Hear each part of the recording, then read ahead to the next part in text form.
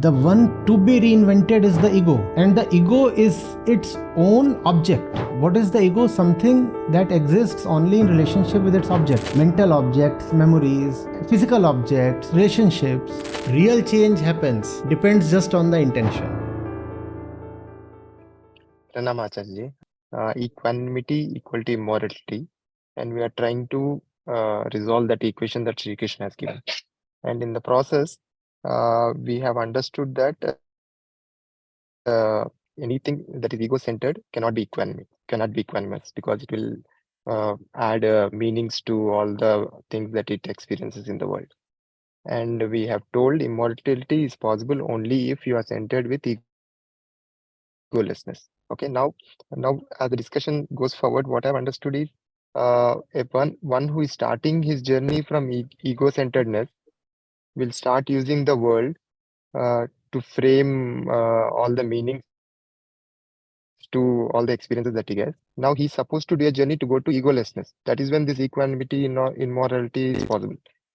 Now this journey is to be a journey in which he goes to higher experiences that will help him drop his self.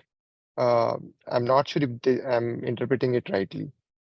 Because when we are discussing with Sanjit ji, we were telling from point A to B, you have come from B to C, you need to try new things in such a way that it drops. It helps you to, move forward in the egolessness. So does this mean a person who is at one level of experiencing, if he has to move forward, he should choose the experiences that will help him to drop his self. Now, this quality, how will he identify? Uh, will he be able to, I mean, what are the few parameters that he should look at while choosing next level of experiences? All that he can see is whether the next choice that he is being naturally drawn to is just an extension of the previous ones. The way has to be of the classical old rejection. Neti-Neti. If look at the basket of the new, so-called new options, and see which of these new options are nothing but a recycling of the previous ones. Reject them. You can never identify the new. Is that not obvious? Huh? The new is never available to be identified. Only the old can be identified. So identify the old. And with gratitude, send it away.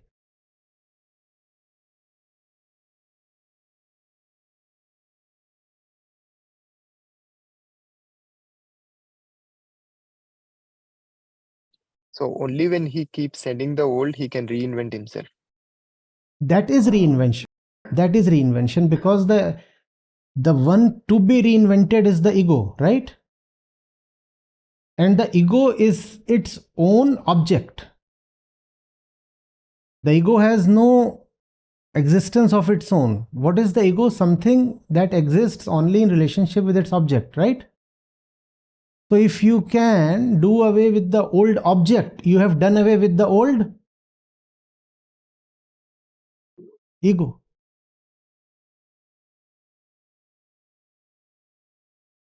It's not so straightforward. It's not as if the ego is identified with the shirt, so if I remove my shirt, the ego will be gone. It's not that straightforward, but I'm pointing at something.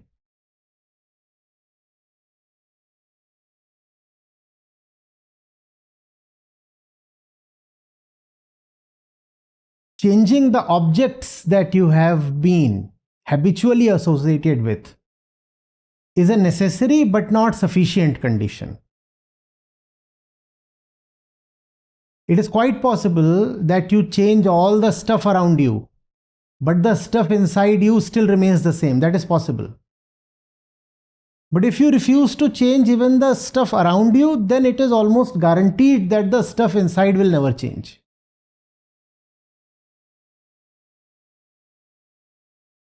The ego takes security in its objects, mental objects, memories, physical objects, relationships.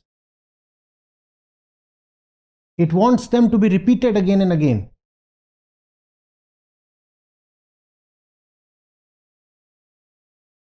So one who is validating uh, whether it's actually changing him, right?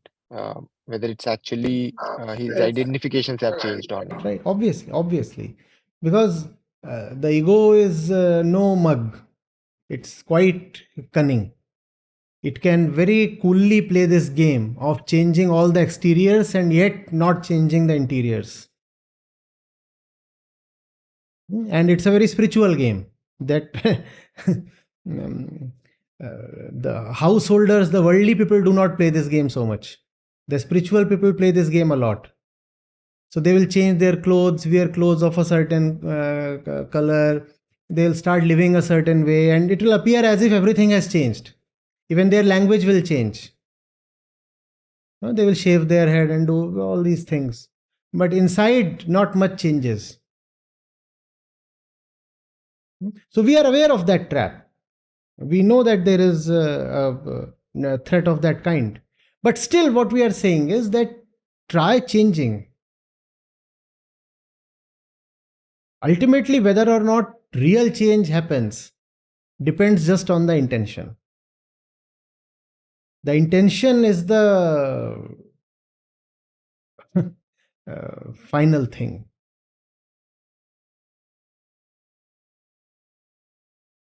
And we must also concede that if the intention is right, inner change can happen even without outer change, though the probability is quite thin.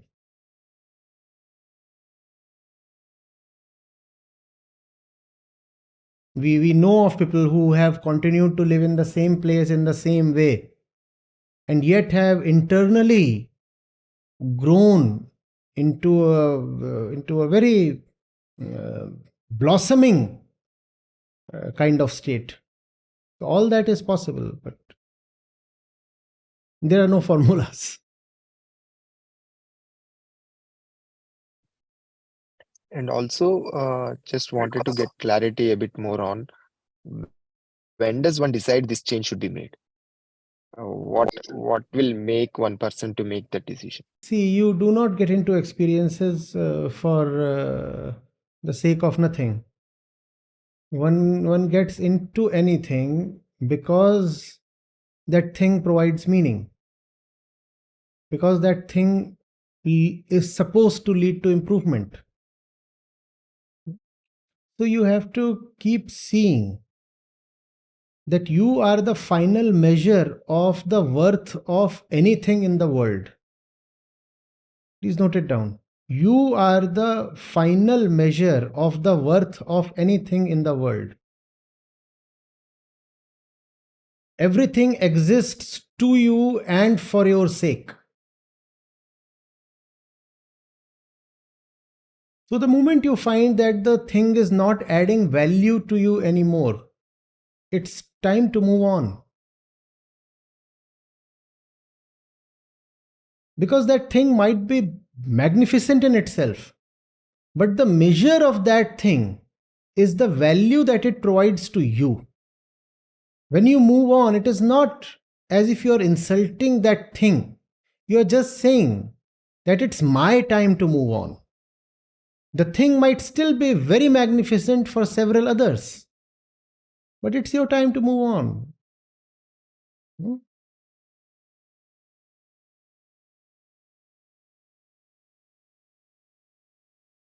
Thank you, Acharya.